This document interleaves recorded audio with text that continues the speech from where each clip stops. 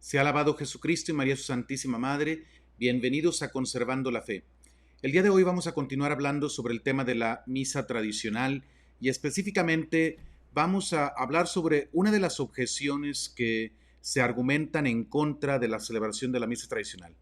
La objeción es una misa que nadie entendía y que nadie sigue entendiendo porque se dice en latín.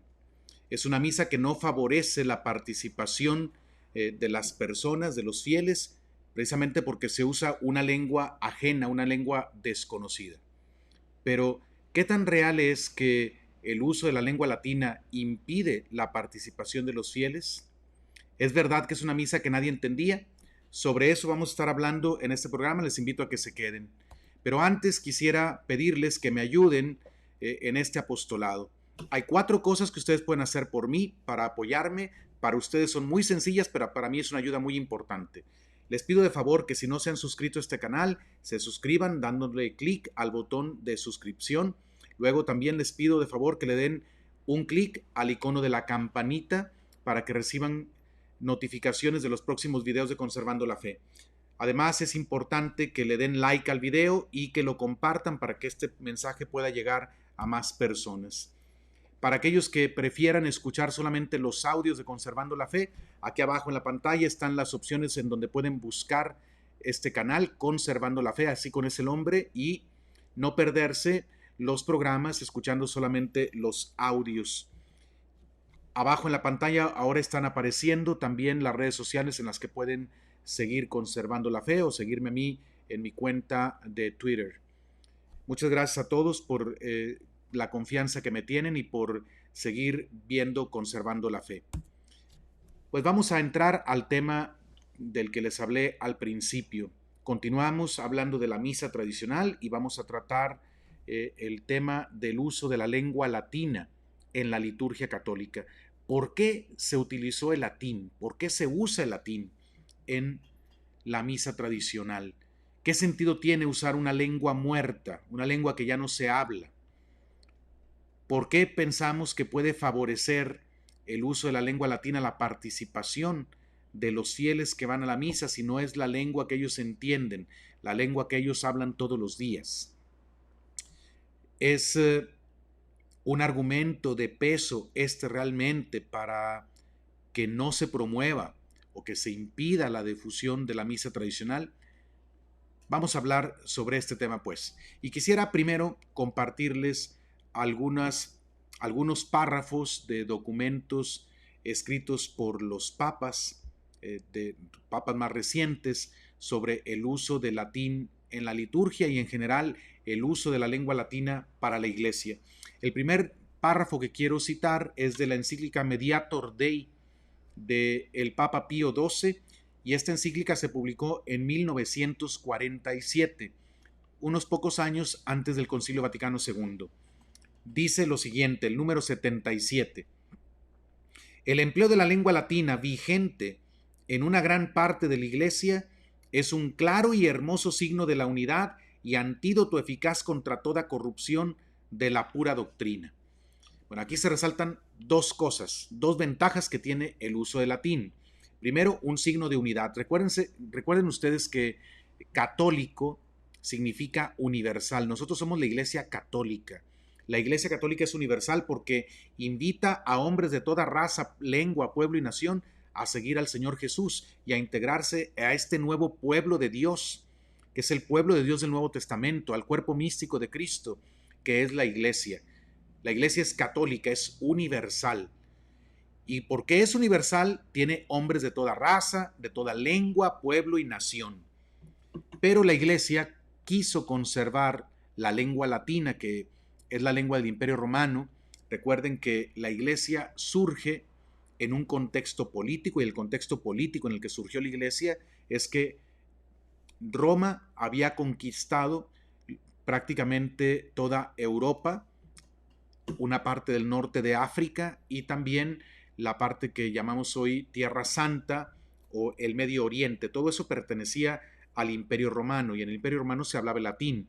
Muchos hablaban todavía en tiempos del Señor, en tiempos de Jesús, hablaban el griego porque Antes de que los romanos tomaran el poder político, Grecia había conquistado también políticamente una parte de lo que después fue el Imperio Romano, y sobre todo Grecia había conquistado culturalmente muchas otras zonas de lo que era la civilización en aquel tiempo.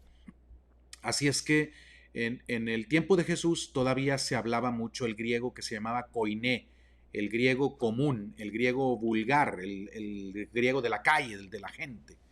De hecho, sabemos que los primeros cristianos que habitaron en Roma hablaban el griego, no el latín, y adoraban en griego, no en latín. Hacia el siglo segundo, tercero, se fue usando el latín para las escrituras y también para la liturgia.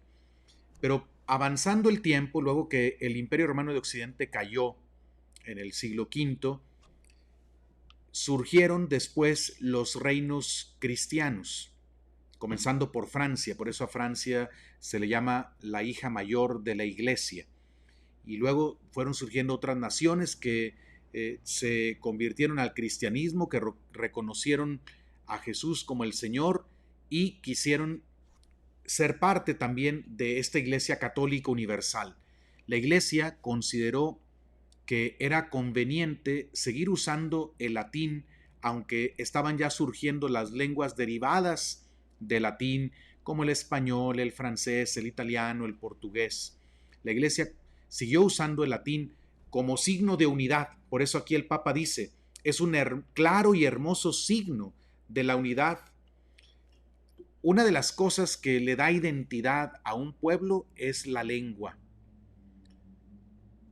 La lengua permite que seamos pueblo, porque permite que nos comuniquemos todos y nos podamos entender, quienes formamos parte de una misma nación. Pues así también en la iglesia la lengua es un signo de identidad, ha sido por siglos un signo de identidad católica y también un signo de unidad. Por otro lado, dice que es un antídoto eficaz contra la corrupción de la pura doctrina. ¿Por qué? Porque una lengua muerta no evoluciona. Las lenguas que se hablan, las lenguas vivas, por decir así, van evolucionando. Las palabras van cambiando de significado con el tiempo, porque están en uso. Surgen nuevas palabras, expresiones nuevas también. Y si una palabra significaba una cosa antes, ahora puede ser que signifique otra cosa distinta o que cambie de matiz. Bueno, esto al momento de expresar una doctrina que no debe de cambiar, porque recuerden ustedes que la Iglesia Católica recibió la doctrina de Jesucristo por medio de los apóstoles. Es lo que llamamos el depósito de la fe o las verdades reveladas.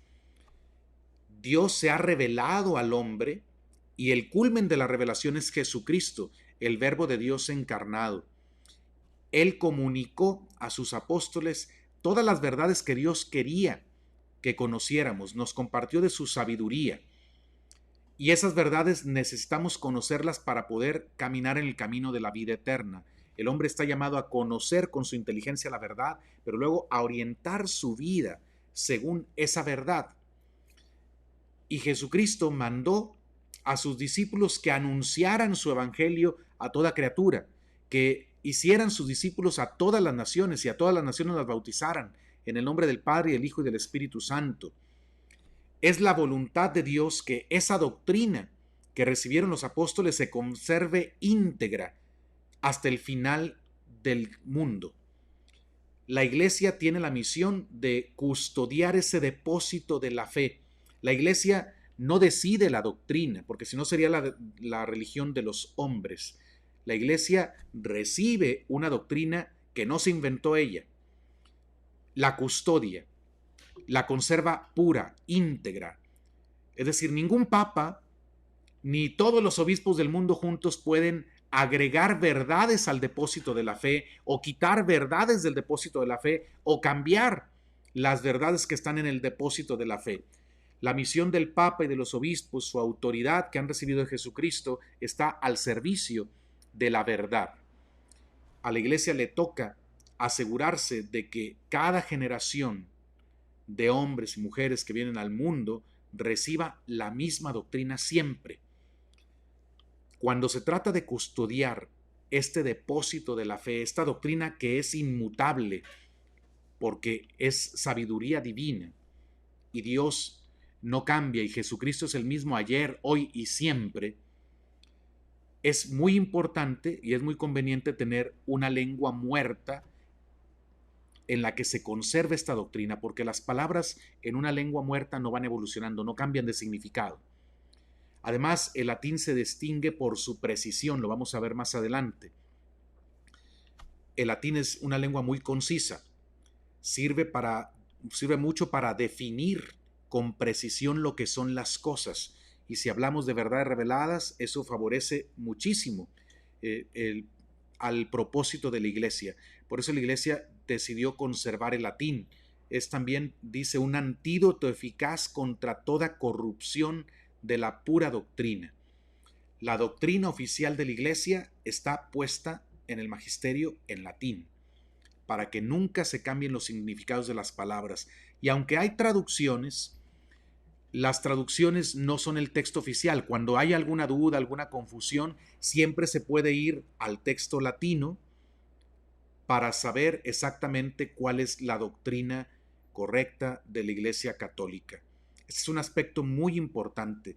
Un fiel común, un católico de a pie, como decimos, podría pensar, bueno, a mí nunca se me va a ofrecer este tipo de precisiones. Bueno, ok, puede ser que a un católico normal no, pero a los pastores de la iglesia, a los que tienen la misión de enseñar con autoridad la doctrina de Jesucristo, sí les debe de importar acudir a la fuente segura en la que se expone la doctrina católica de siempre, que es la doctrina de Jesucristo, que nos llegó a nosotros a través de los apóstoles. Es una ventaja del uso del latín.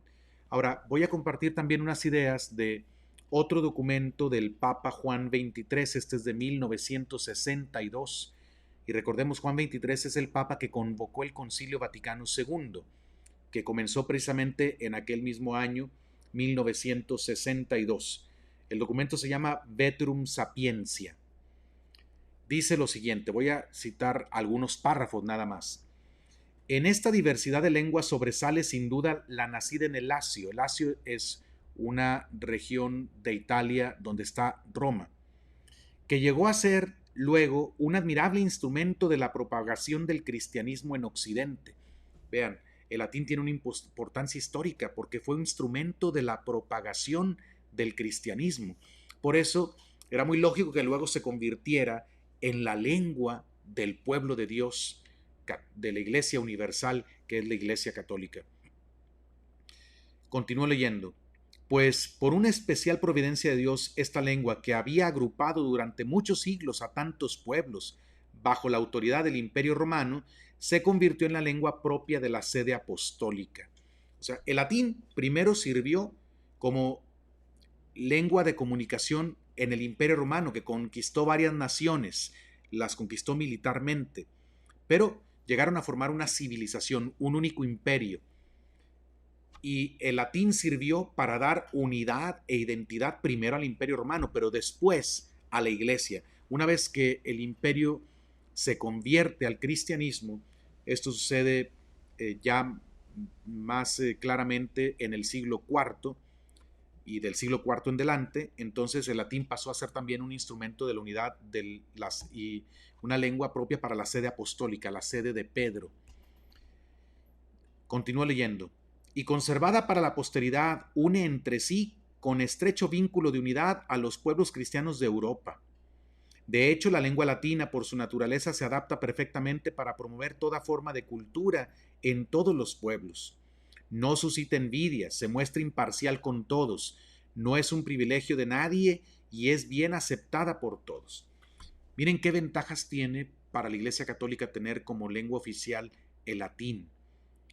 Si tenemos gente de todas las naciones, de todas las razas, de todos los pueblos, esta lengua no suscita envidias, se muestra imparcial con todos, no es privilegio de nadie y es bien aceptada por todos. Y así lo era.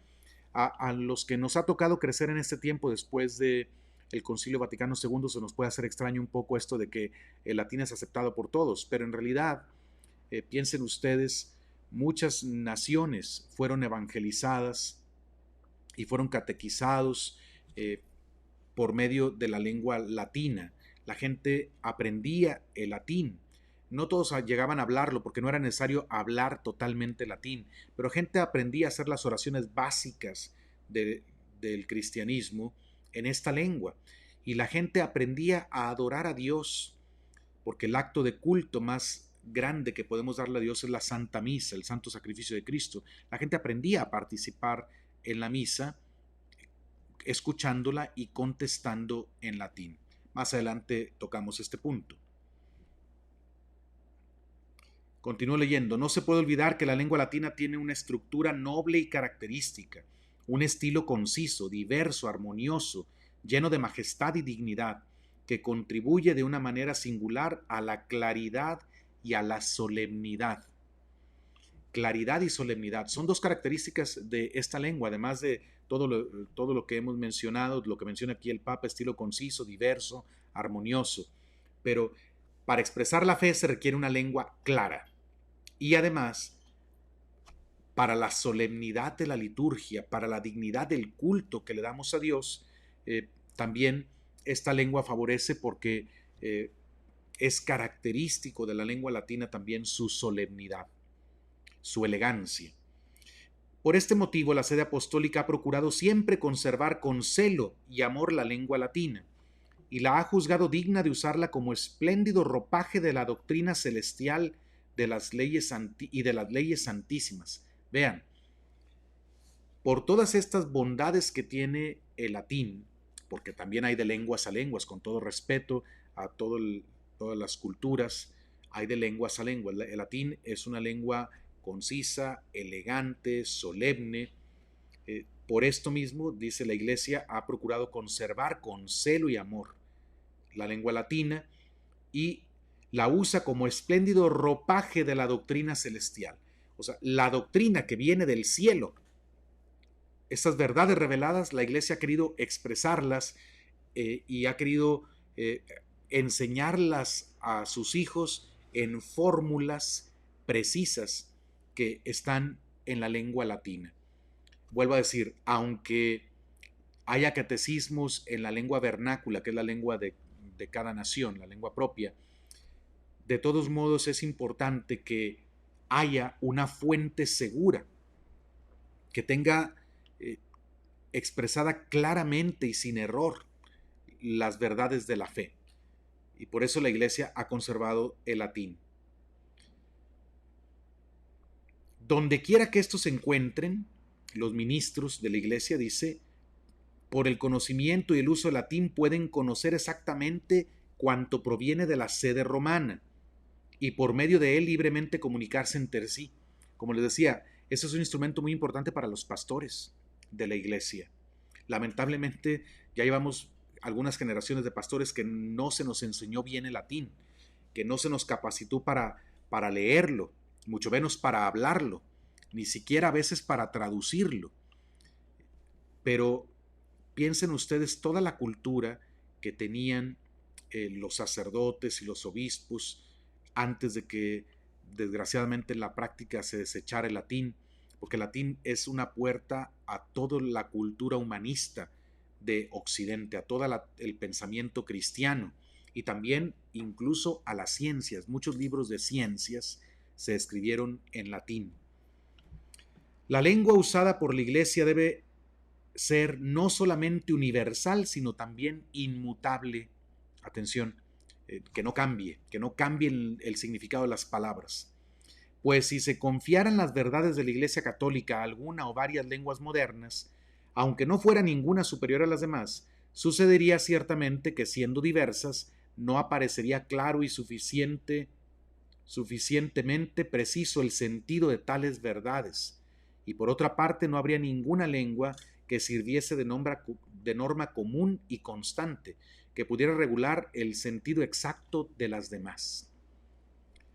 Como les digo, las lenguas modernas, las lenguas que se hablan actualmente, van evolucionando, están en constante evolución, surgen términos nuevos, palabras van cambiando de significado, hay expresiones nuevas propias de cada lugar, incluso en un mismo país hay expresiones que son propias de una región del país, aunque se trate de la misma lengua.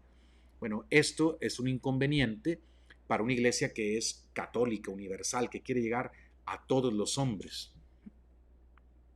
Continúan leyendo. Pues bien, la lengua latina, sustraída desde hace siglos a las variaciones de significado que el uso cotidiano suele producir en las palabras, debe considerarse como fija e invariable, porque los nuevos significados de algunas palabras latinas exigidas por el desarrollo, por la explicación y la defensa de las verdades cristianas, han sido ya desde hace tiempo determinados establemente. Bueno, ya he comentado esa gran ventaja que tiene para la exposición de una doctrina inmutable. Lo más conveniente es que la doctrina que no cambia se exprese en una lengua que no cambia. No hay nadie que pueda poner en duda la especial eficacia que tienen tanto la lengua latina en general como la cultura humanística para el desarrollo y formación cultural de los jóvenes. Miren, esto ya no nada más para los sacerdotes.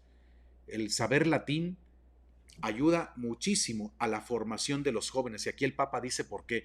Desgraciadamente muchos ya no podemos entenderlo porque ya no recibimos una formación humanística.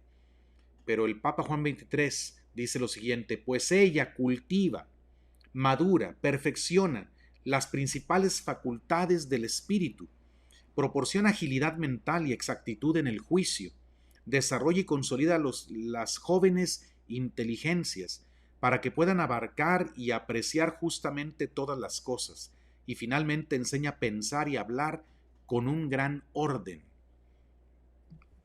El latín fue también la lengua en que se enseñó la filosofía, la ciencia que estudia todas las cosas por sus últimas causas con la sola luz de la razón natural, la ciencia que nos enseña a pensar correctamente, a tener un pensamiento sólido, una explicación sólida y coherente de Dios, del hombre y del mundo, la ciencia que nos ayuda a dar sentido a nuestra existencia y a todo lo que hay a nuestro alrededor.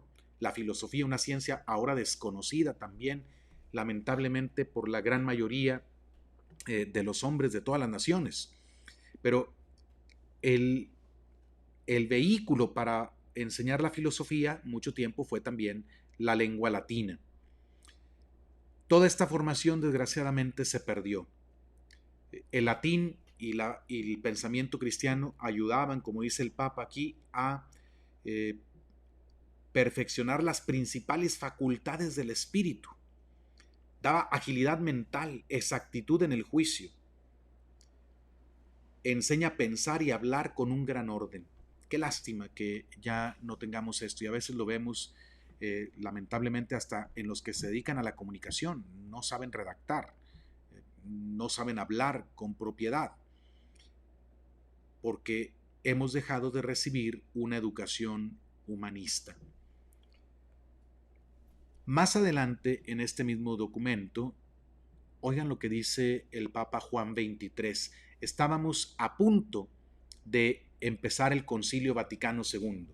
Atención, velen también estos, y esto se refiere a los obispos y a los superiores de las órdenes religiosas, velen también con paternal preocupación para que ninguno de sus súbditos, por desmedido afán de novedades, escriba contra el empleo de la lengua latina, tanto en la enseñanza como en los ritos sagrados de la liturgia.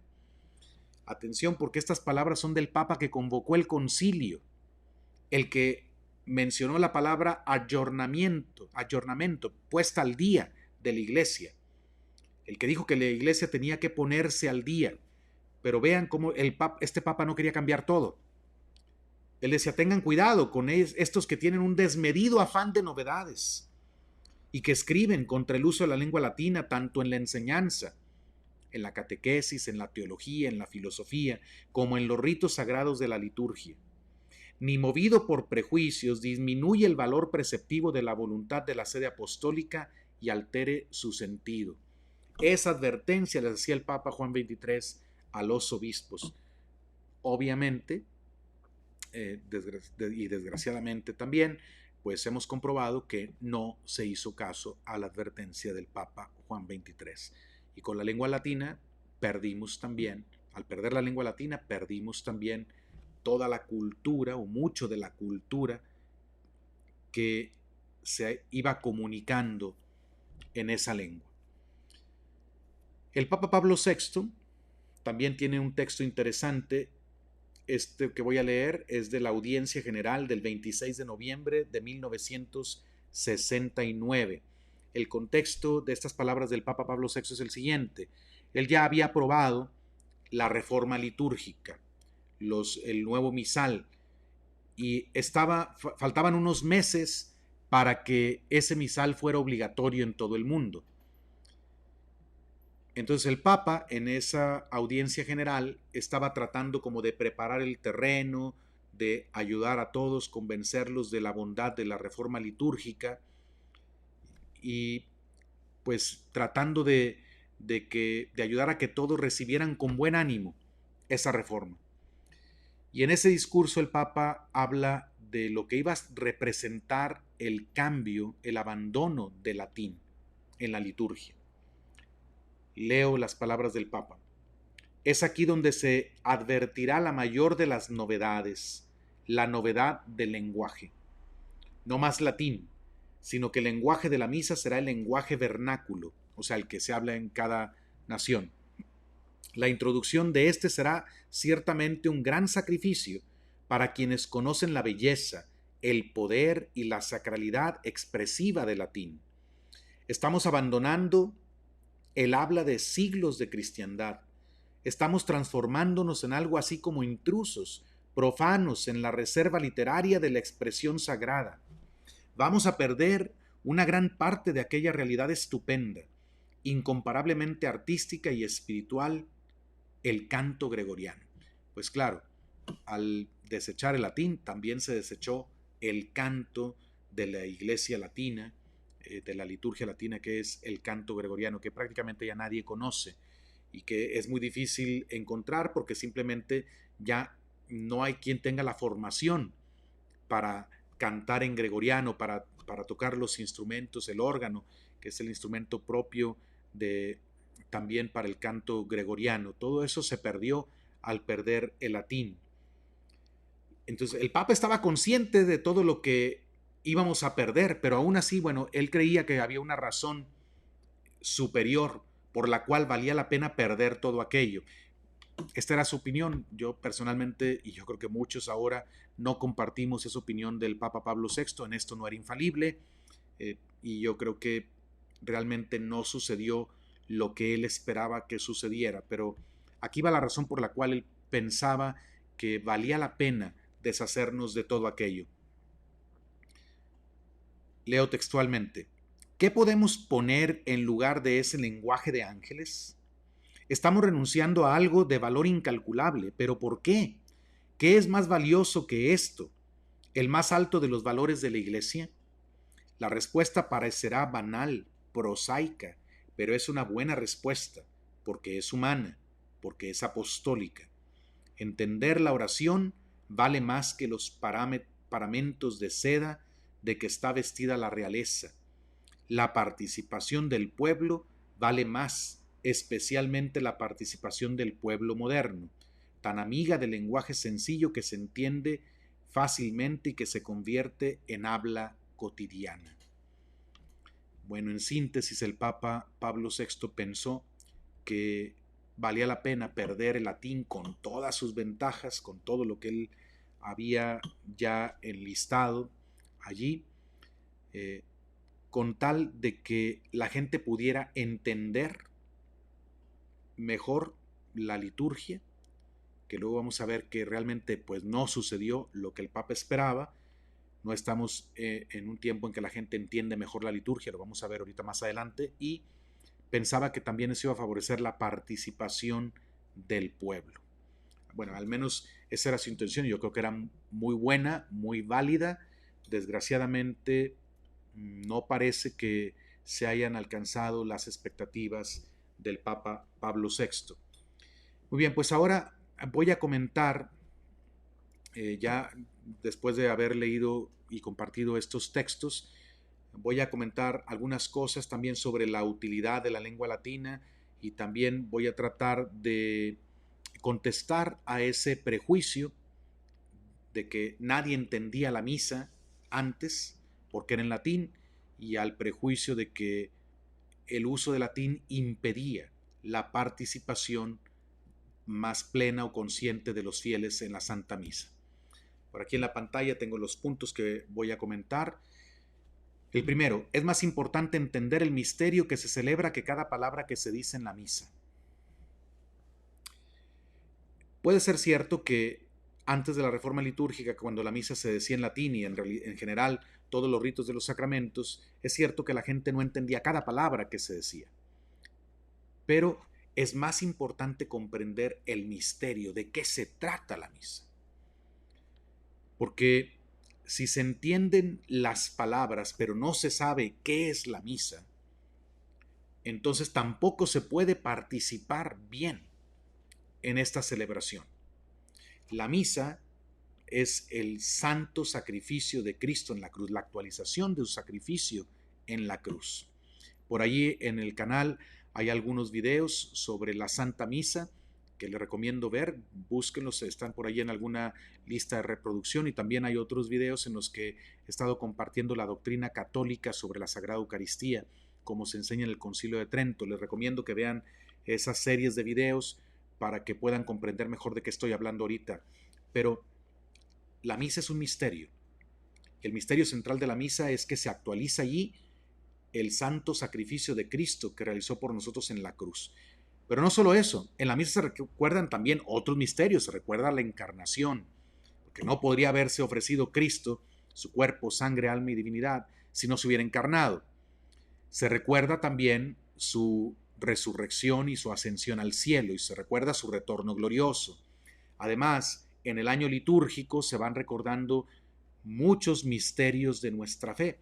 Los misterios son verdades reveladas, son verdades que Dios nos ha comunicado, de las cuales podemos comprender algo. Hasta cierto punto podemos comprender los misterios de Dios, pero hay otra parte del misterio que supera nuestra inteligencia. La liturgia católica expresa los misterios de la fe y los celebra también. Así es que es muy importante que el católico que va a la misa o a cualquier liturgia sacramental de la Iglesia Católica comprenda qué misterio se está celebrando, de qué se trata. Porque si entiende las palabras que dice el sacerdote, pero no entiende el misterio, entonces no puede participar bien. Así, por ejemplo, en nuestro tiempo hay gente, pues ahorita la misa se dice, por ejemplo, aquí donde yo vivo se dice en español, se dice en la lengua vernácula, en la lengua de cada país. Así es que toda persona que va a la misa, si va a la misa en su país, pues va a entender todas las palabras que se dicen en la misa. Pero piensen ustedes un poquito. Hay cosas que pasan muchas veces en las parroquias, situaciones que se dan, y yo no estoy tratando de encontrar culpables, aquí no se trata de hacer, de dañar la unidad de la iglesia, solo estoy presentando hechos, porque estamos hablando de un prejuicio no contra personas, estamos hablando de un prejuicio contra la misa tradicional, y estoy tratando de contestar a ese prejuicio. Pero hay situaciones que se dan en muchas de nuestras iglesias que nos hacen ver que la gente realmente no entiende la misa, aunque entiende las palabras de la misa. Por ejemplo, ¿entienden realmente el misterio de la misa y de la Eucaristía? Las gentes que llegan al templo y se ponen a hablar y hablar y hablar, y que platican incluso durante la misa. Y después de que se acaba la misa, estando allí el Santísimo Sacramento expuesto, ¿entienden el misterio? ¿De qué sirve que entiendan las palabras si no comprenden que están ahí ante su Dios y Señor? Porque ya no se les habla de eso, porque no han sido formados para entender que están en el ámbito de lo sobrenatural, están delante de su Dios y Señor, y están platicando con una persona que es de aquí de la tierra, que va a ser polvo y cenizas, y al Dios eterno lo tienen enfrente y no le hablan, o no les importa, o no le hacen la reverencia que se merece, porque no entienden. No estoy culpando a esa gente, no la estoy condenando, estoy señalando un hecho. Es un hecho que muchos católicos que van a las iglesias no entienden de qué se trata la misa. Y si no entienden de qué se trata la misa, cuál es la esencia de la misa, no le van a sacar provecho, aunque entiendan todas las palabras que se dicen. Entiende la misa el que llega tarde, que no hace el esfuerzo de salir temprano de su casa por negligencia, porque no se quiere dar prisa, y ya se habitúa a llegar siempre tarde a la misa, o se va antes porque se le hace aburrida, porque se piensa que ya se le acabó el tiempo, que ya es demasiado tiempo el que le ha dado a Dios. Hay mucha gente que lo hace en las parroquias.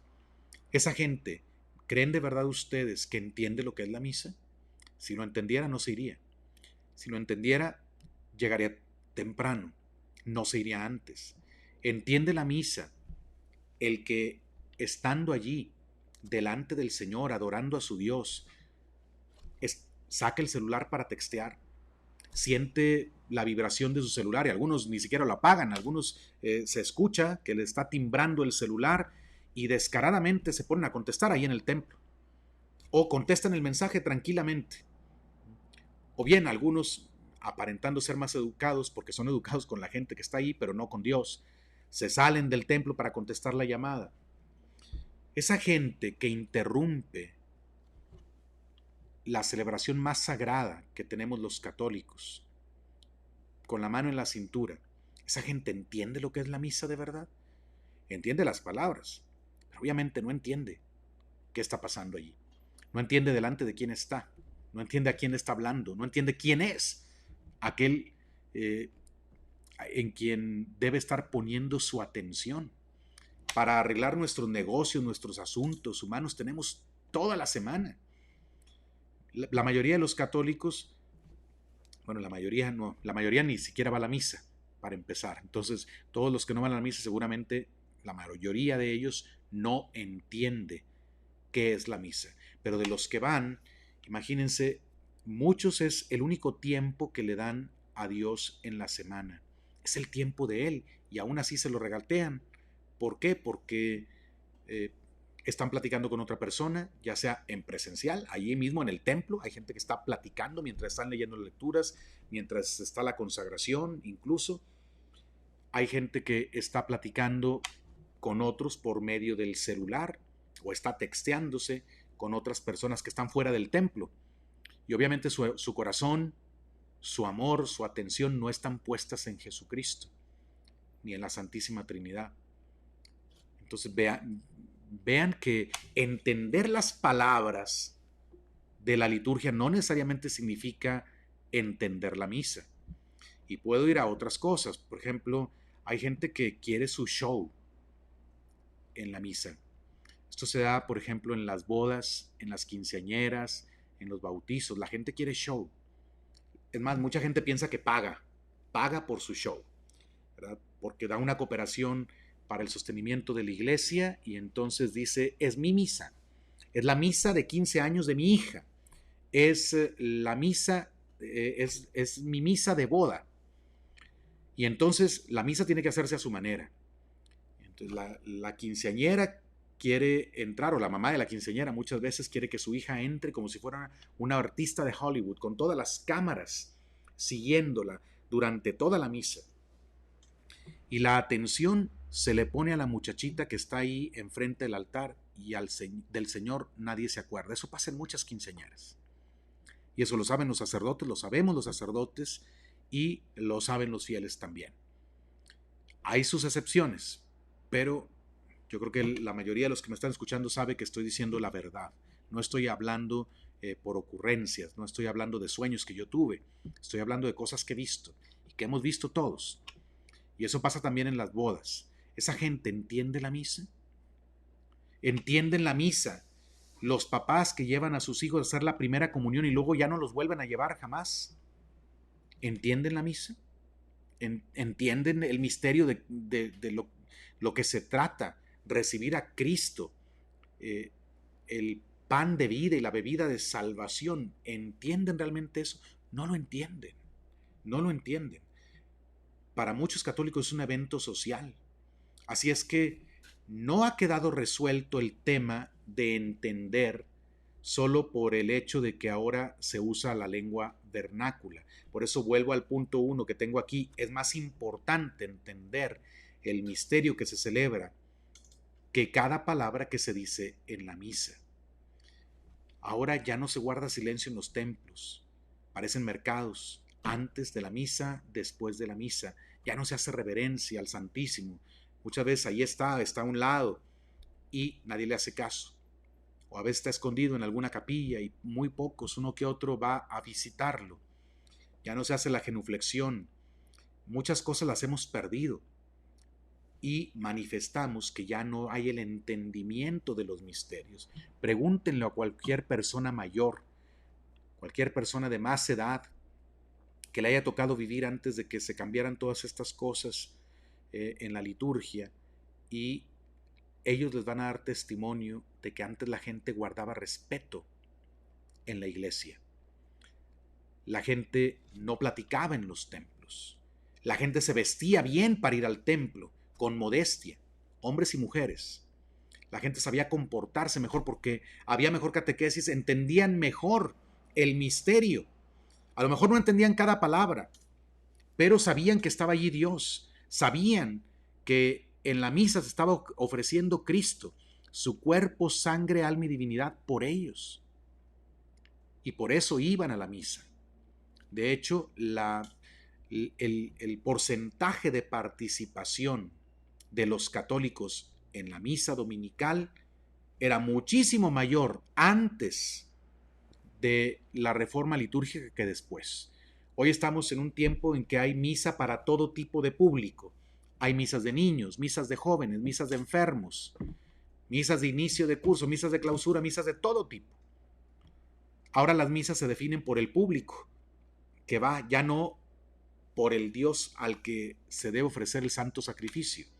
Que la misa es para Dios, no es para el público, en primer lugar.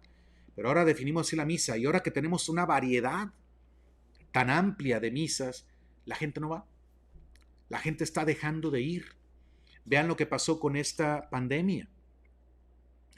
Mucha gente ya se quedó en su casa, ya no volvió. ¿Por qué?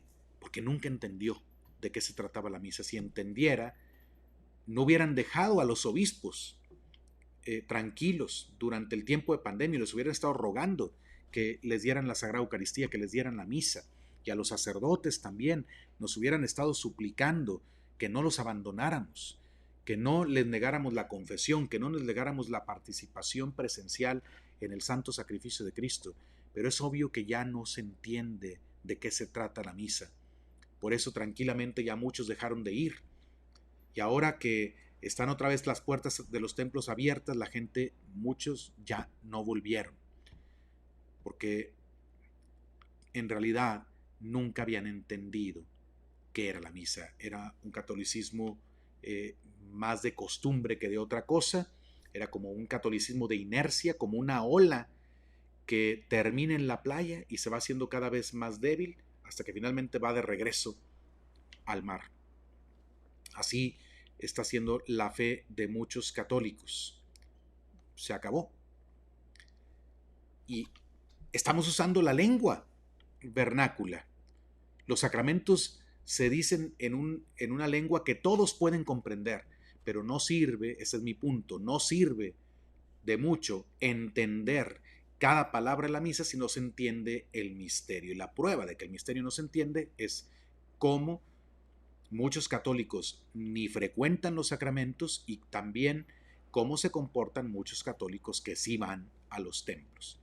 Voy al número 2. Con la misa tradicional se evangelizaron muchas naciones de diversas lenguas, lugares y épocas. En todas estas naciones la misa tradicional demostró ser un éxito. Eso es verdad, es una verdad histórica. Los misioneros del rito latino fueron los que evangelizaron la mayoría de los países que están fuera de Europa. Nosotros fuimos evangelizados, por ejemplo, por los españoles. Gracias a ellos tenemos la fe, y ellos nos trajeron la liturgia latina, el rito latino. Pero también fueron evangelizados muchas naciones de África, de Asia, de Oceanía, con este rito. ¿Y qué misa celebraban? Fíjense, a gente estamos hablando de muy diversas épocas, a lo largo de siglos, de diversas épocas, de diversas regiones en el mundo, de muy diversas culturas.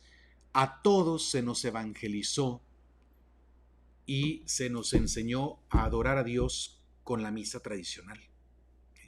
Eso fue esa es una cosa, como digo, es un factor histórico que no se puede negar. Y la misa tradicional demostró ser eficaz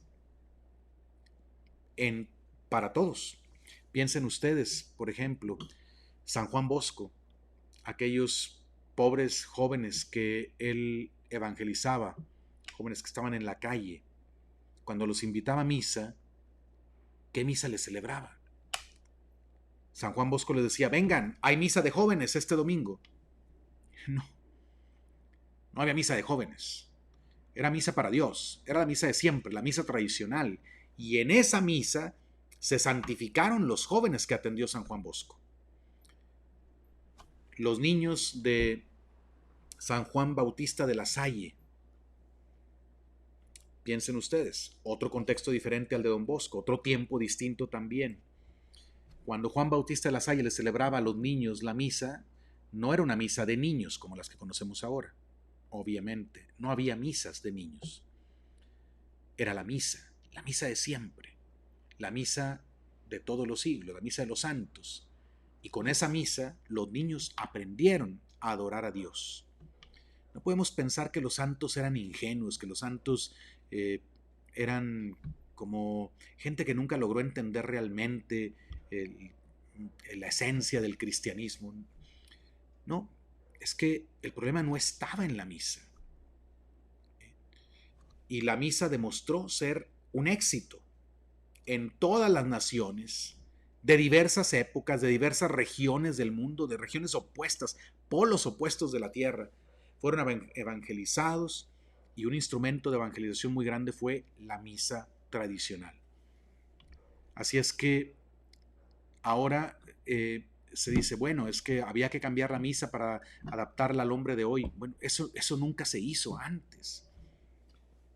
Nunca se pensó que había que adaptar la misa para los hombres de diferentes épocas. Cada época de la historia fue muy diferente, simplemente en los últimos 500 años, lo que pasaba en el siglo XVI, muy diferente, aquí en América era muy distinto de lo que estaba pasando en Europa. Y luego vino la Revolución Francesa, más adelante, vinieron el fin de las monarquías, vinieron las democracias, vinieron los gobiernos de todo tipo, y vino la revolución industrial, vinieron cambios en la cultura, cambios en la economía, en la política, pero la misa siguió siendo siempre la fuente de la espiritualidad católica para todos los hijos de la iglesia. Así es que la misa tradicional ha probado su éxito por muchos años. La misa que celebramos hoy, la Novus Ordo, la que como se celebra después de la reforma del Concilio Vaticano II, yo no digo que no es válida, no digo que no es lícita, yo no tengo nada que ver con quienes afirman esas cosas, pero quiero que pensemos con la mente fría, de manera imparcial. Esta misa lleva 50 años, un poquito más de 50 años.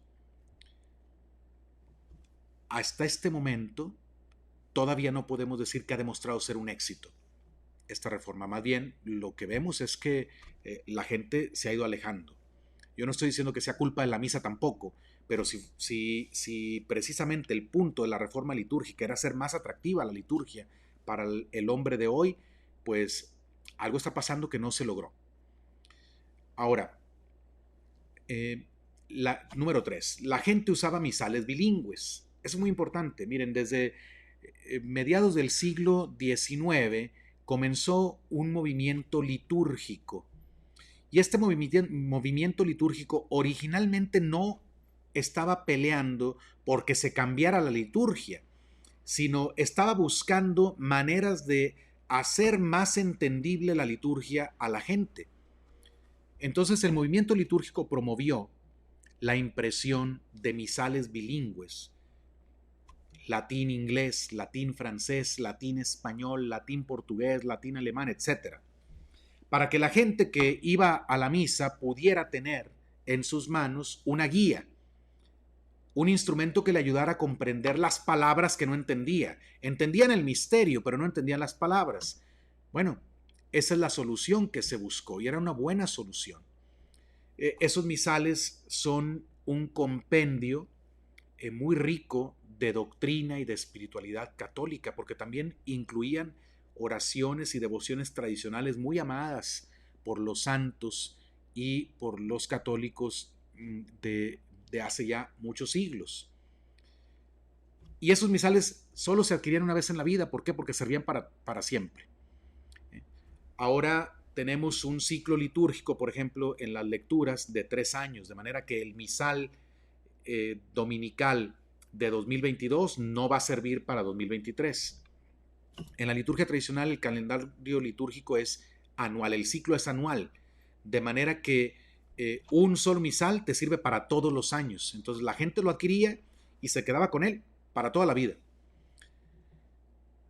Entonces, en muchos lugares la gente usaba este instrumento, el misal, era el misal de los fieles, bilingüe, y así podía seguir en su idioma las oraciones que el sacerdote estaba diciendo en el altar en latín.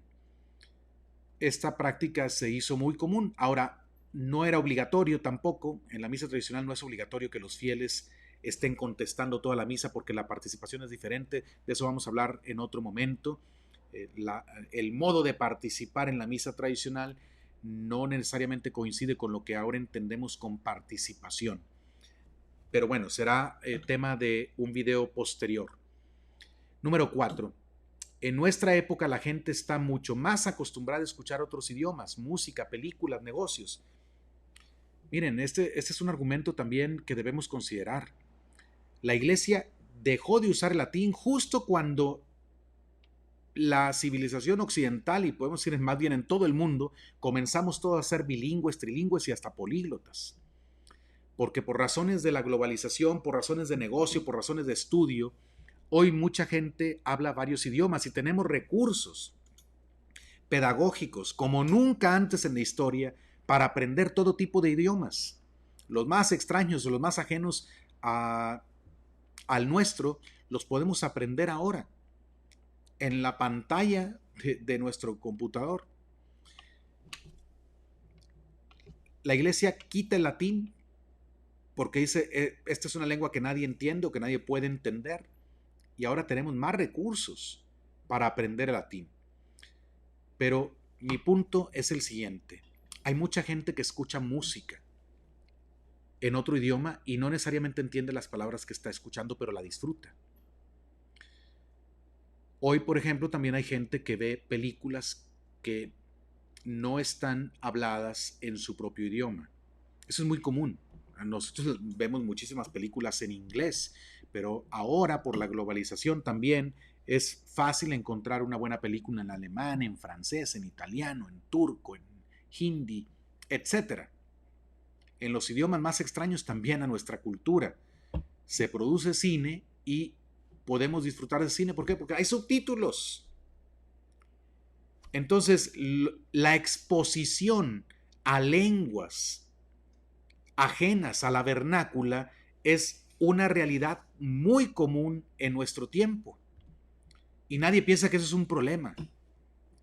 Nadie está pidiendo que se cierre Netflix porque es una confusión de idiomas y porque tiene un montón de películas en lenguas extrañas. No. La música, igual, como les digo, se disfruta en muchos idiomas y podemos disfrutar de la música cuando es buena, aunque las palabras, la letra de las canciones sea en otro idioma, porque hay manera de saber lo que se está diciendo. Así había manera de saber lo que el sacerdote estaba diciendo en la misa. Pero bueno, se optó por cambiar la lengua. Lo que quiero decir es que si se trataba de adaptarse al hombre moderno, pues el hombre moderno está siendo bilingüe, trilingüe y políglota. Ese es el hombre moderno, el hombre contemporáneo.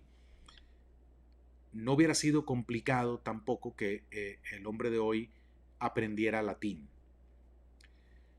Número 5. Usar en el culto público de la iglesia una lengua que no se use en ningún otro contexto es una forma de darle importancia a Dios.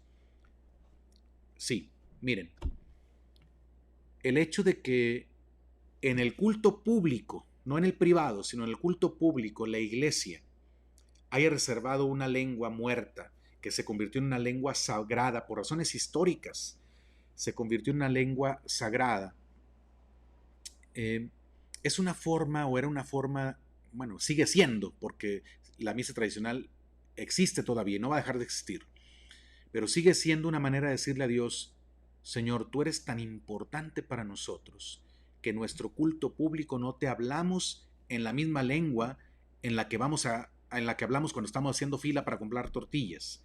No te hablamos a ti en la misma lengua con la que hacemos nuestros negocios humanos, con la que ganamos dinero.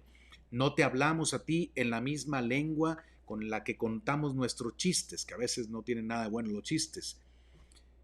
Es decir, nuestra lengua vernácula es una lengua profana, la usamos para todo tipo de situaciones humanas, terrenas, banales, pero el reservar una lengua que no hablamos en ninguna parte más que en la iglesia es una forma de decirle a Dios: tú eres único, tú eres especial, tú eres muy importante para nosotros, y el poco esfuerzo que nos pudiera costar para habituarnos a adorar a Dios en esta lengua, vale la pena, porque es un gesto de amor a Dios. Es una manera concreta de mostrarle que Él es especial para nosotros. Número 6. Si pensaban que ya se iba a acabar este video, pues ahí la llevamos. Pero ténganme paciencia, por favor, porque creo que estas ideas son importantes para poder, pues, contestar a estos prejuicios que hay contra la misa tradicional. El número 6. El uso del latín en la liturgia ayuda a que tomemos conciencia de que estamos haciendo algo sagrado e incluso a poner más atención en la misa. Claro que sí, tú llegas a la misa tradicional y empieza In nomine Patris et Filii et Spiritus Sancti. Escuchas una lengua que no escuchas en todas partes. Eso te ayuda a cambiar de canal. Te ayuda a, como decimos aquí en México, que te caiga el 20, que te des cuenta, que tomes conciencia de que estás en un espacio sagrado. No estás en un ámbito ordinario, estás en un momento extraordinario. Estás delante de tu Dios y Señor. Tiempo sagrado, espacio sagrado. A eso ayuda también el latín. Y además, ayuda a poner atención. ¿Cómo que hablar una lengua extraña o escuchar una lengua extraña ayuda a poner atención? Pues yo lo he visto con niños que van a la misa, con adultos también. Pero el hecho de que estés con tu misal siguiendo la misa, porque te obliga a seguirla así, porque, bueno, al menos cuando vas empezando, no sabes todas las oraciones que el sacerdote dice. La mayoría de las oraciones se repiten en todas las misas, es como en la misa nueva. Hay muchas oraciones que se dicen todos los días y que ya no las sabemos de memoria. Hay otras que cambian con el día. Así también en la misa tradicional. La mayoría de la estructura de la misa tradicional, la mayoría está compuesta por oraciones que se repiten todos los días. Pero cuando uno está entrando en este ambiente, habituándose a la misa tradicional, uno trae el misal bilingüe. Y eso, el traer el misal y estar viendo lo que hace el sacerdote, poner atención a dónde va, eso te ayuda a concentrarte en vez de dispersarte. En el Novus Ordo, como escuchas y entiendes las palabras, no te obliga a poner una atención también con la vista. En la misa tradicional, el hecho de que se hable en latín, que se diga en latín, te obliga un poquito más a que también tu atención visual esté centrada en lo que está sucediendo, para saber en qué parte va, qué está diciendo el sacerdote. Y hay niños siguiendo la misa en su misal. En lugar de estar corriendo por las bancas, están siguiendo la misa tradicional, porque nos ayuda a poner más atención. Número 7. Los niños aprenden más rápido que los adultos a rezar en latín y pronto se llega a comprender lo que se está diciendo. Eso también es verdad, los niños aprenden más rápido que los adultos. Definitivamente, yo también lo he visto. Esto lo he comprobado por experiencia. Son como una esponjita, todo lo aprenden rápido. Rápido aprenden el Padre Nuestro, rápido aprenden el Ave María. Y los niños no son animales, son seres humanos, son inteligentes. Si uno se da cuenta de eso, ellos se dan cuenta que el aprender oraciones los cultiva y les emociona el saber que están aprendiendo a rezar en otra lengua, que no es la lengua común. Eso yo lo he visto personalmente, lo puedo dar testimonio de que hay niños y jóvenes así, que dicen, ya sé rezar el Padre Nuestro en latín, ya sé rezar el Ave María, ya sé rezar el Gloria al Padre, ya me aprendí el credo. Y lo dicen con emoción, porque se están cultivando, porque el espíritu humano está hecho para cultivarse. No estamos hechos para quedarnos en lo más fácil, en lo más bajo. Estamos hechos para lo más alto. Y así es que siempre que conocemos algo nuevo, o muchas veces, cuando sobre todo que es algo que vale la pena, eso nos emociona. Eso lo he visto en los niños. Al principio, el primer paso para niños y adultos, pues es aprender a repetir las oraciones en latín, aunque el significado todavía no lo sepamos completamente. Pero poco a poco llega el momento, a través de repetición de actos, llega el momento en que ya sabemos qué estamos diciendo. No es como que toda la vida nos la pasamos repitiendo como pericos cosas que no entendemos, no, de ninguna manera. Se llega a un entendimiento de lo que el sacerdote está diciendo y lo que los fieles están rezando también o están contestando. Número 8. Si los adultos hubiésemos crecido asistiendo a la misa tradicional, entenderíamos muy bien lo que dice la mayoría de las oraciones y estaríamos acostumbrados a seguir la traducción de las partes que cambian diariamente. Sí, se nos hace complicado ahorita y a lo mejor alguien que me está escuchando y que nunca ha ido a una misa tradicional podría estar pensando, ay, ¿cómo me voy a concentrar yo en latín? No lo entendería ya a estas alturas, etcétera. Sí, pero piensa, si te hubieran llevado desde niño, no tendrías este problema. ¿Por qué? Porque estarías habituado, sería lo más normal para ti. Llegar y escuchar in nomine Patris et Filii et Spiritus Sancti, amén. Y todas las oraciones de la misa. Sería lo más normal para ti. Desde hace muchos años que sabrías decir tú las oraciones en latín y sabrías, también comprenderías lo que estás diciendo. Eso yo lo he visto, nuevamente les digo, nuevamente lo he visto en niños y adultos. Cuando se participa habitualmente en la misa tradicional, el uso latín no llega a ser problema. Por eso es muy difícil para mí creer eso de que nadie entendía la misa tradicional. Pues si así era en los 50, yo no sé, yo no vivía en los 50 ni en los 60, pero yo puedo decir, el movimiento tradicional de hoy en Estados Unidos, en México, en cualquier país, la gente que va a la misa tradicional, ellos pueden dar testimonio de que no es verdad que nadie entiende la misa. Por eso la buscan. ¿Y quiénes buscan la misa tradicional? Familias que tienen niños, que tienen jóvenes. Los jóvenes son más atraídos a la misa tradicional. Gente que no la vivió cuando eran niños, que no les tocó crecer con esta misa, ahora la andan buscando. ¿Y por qué está ganando terreno este movimiento tradicional? Porque es una misa en la que los que van entienden a qué van, comprenden mejor el misterio. No es verdad que no entienden nada, no es verdad que están ahí perdiendo el tiempo, no, si no, no irían. La gente de hoy no quiere poner atención, no quiere poner atención ni siquiera 5 minutos a un video. Si ustedes ya lograron llegar hasta este momento del video, los felicito, porque hay gente que ya no tiene la capacidad de escuchar por un tiempo largo. Todo lo quiere rápido, todo rápido. La misa no puede ser así. Y hay gente que la busca, no porque no la entienda, sino precisamente la busca porque entiende mejor, porque la misa tradicional le ayuda más a comprender el misterio en el que está uno inmerso durante la celebración del santo sacrificio de la misa. Número 9.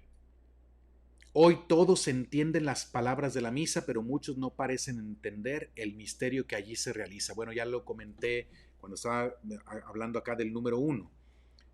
Hoy entendemos las palabras, pero es claro que muchísima gente no entiende de qué se trata el misterio. Así es que la participación en la misa tradicional se favorece en lugar de desfavorecerse con el uso de la lengua latina, porque nos obliga a poner más atención. Y además porque causa un cierto agrado el saber que estamos aprendiendo algo nuevo y algo que nos conecta con nuestro Dios y Señor. El Dios en quien creemos es un Dios que sobrepasa todo conocimiento. Pero el uso de la lengua latina nos ayuda a captar que estamos en el ámbito del misterio. En el misterio algo comprendemos y algo no comprendemos. Pero entendemos que estamos en medio de un misterio, no en algo ordinario. Hoy lo que sucede desgraciadamente es que mucha gente que va a nuestros templos actúa como si estuviera en una cosa ordinaria. Se comporta como se comportaría en cualquier otra reunión de cualquier otro grupo humano, porque hemos perdido la dimensión de lo sagrado y el latín ayudaba a conservar esta dimensión de lo sagrado y por lo tanto favorecía la participación más plena de los fieles en el santo sacrificio de la misa y en todos los demás sacramentos. Conclusión, no es verdad que nadie entendía la misa tradicional, ni es un problema para la participación de los fieles que la misa sea dicha en latín. Bueno, pues creo yo que ya comenté suficientemente estos puntos y pues les agradezco a todos su paciencia, espero que les haya servido esta reflexión, espero que podamos ahora comprender cómo es un prejuicio nada más eso de decir la misa de antes nadie la entendía y en la misa de antes la gente ni siquiera participaba bien. Eso es un prejuicio y espero haber respondido con todos estos argumentos. Pues les animo a que sigan adelante tratando de conocer cada vez más la tradición, interesándose también por la misa tradicional. Les deseo a todos que Dios los bendiga y conserven su fe. Hasta la próxima.